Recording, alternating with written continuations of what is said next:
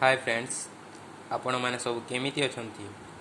मु आज आपण मानक पई नै कि आसीछि एक नवा वीडियो जहार टॉपिक हैला short type question of political science. परीक्षा रे अनेक प्रकार शॉर्ट टाइप क्वेश्चन आसी थाए जहा ए वर्ष भी आसीबो बोली मु आशा करूछि।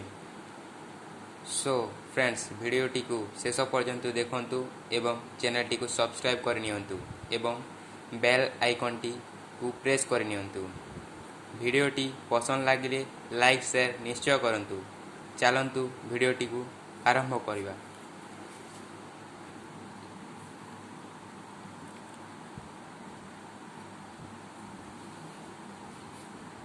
फर्स्ट क्वेश्चन हेउची ना, गणतंत्र शब्दटी डेक्स ओ डेक्स रु आनीत।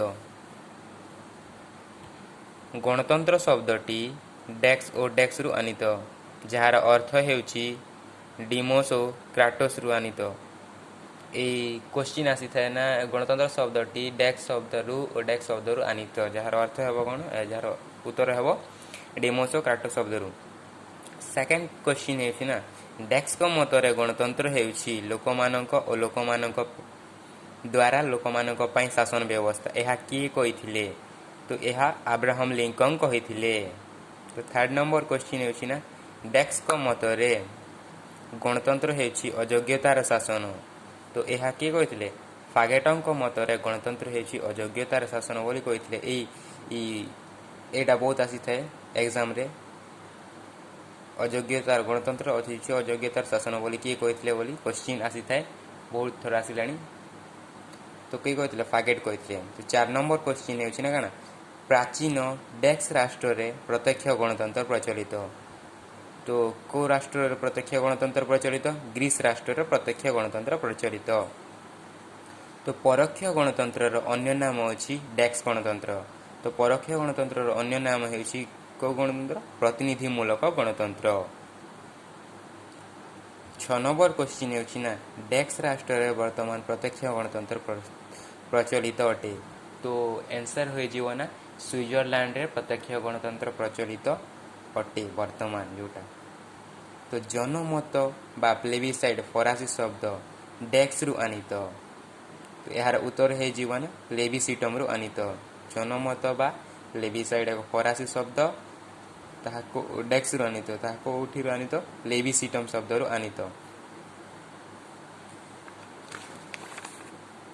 8 नंबर क्वेश्चन, प्रत्यक्ष गणतंत्र रो अन्य नाम हेउची डेक्स गणतंत्र। क्वेश्चन आसेवन प्रत्यक्ष गणतंत्र अन्य नाम डेक्स गणतंत्र। तो यार उत्तर हे जीवो विशुद्ध गणतंत्र। 9 नंबर क्वेश्चन हेउची, डेक्स को मतरे गणतंत्र हेउची बहुत लोकंक द्वारा शासित खराब व्यवस्था को गणतंत्र कहा जाए। यह की कहिथिले बोली क्वेश्चन आसी थाए। तो यह किए कहिथिले? अरिस्टोटल कहिथिले। अरिस्टोटल कहिथिले जे गणतंत्र हेउची बहुत लोकंक द्वारा शासित खराब व्यवस्था को गणतंत्र बोली कहा जाए। तो 10 नंबर क्वेश्चन हेउची ना, गोटिए राष्ट्र रे कार्य करुथिबा दल को डेक्स व्यवस्था कहा जाए। तो गोटिए राष्ट्र रे कार्य करुथिबा दल को कोन कहा जाए? दलीय व्यवस्था बोली कहा जाए। नेक्स्ट, गोटिए जेउ राष्ट्र रे दुईटी राजनीतिक दल को स्वीकृति मिली थाए ताहाको डेक्स दलीय व्यवस्था कहा जाए। जेउ राष्ट्र रे कोन होइछ ना, दुईटी दल को स्वीकृति मिली थाए सही दल शासन कल को नियंत्रण करिथांती, ताहाको कोन कहा जाए? ताहाको दुई दलीय व्यवस्था बोली कहा जाए। और लास्टटा हेउची 12 नंबर पॉइंट हेउची, भारत रे डेक्स दलीय व्यवस्था प्रचलित। एटा क्वेश्चन रे आसी थाए, बहुत थोड़ा आसिलानी, ए वर्ष भी आसी पारे बोधे आशा करा जाउची। तो भारत रे डेक्स दलीय व्यवस्था प्रचलित। को दलीय व्यवस्था भारत रे प्रचलित? बहुदलीय व्यवस्था प्रचलित। सो फ्रेंड्स, वीडियोटी पसंद लागिले लाइक करिवे, शेयर करिवे एवं सब्सक्राइब करिवा भूलिबेनी। धन्यवाद। Thank you friends.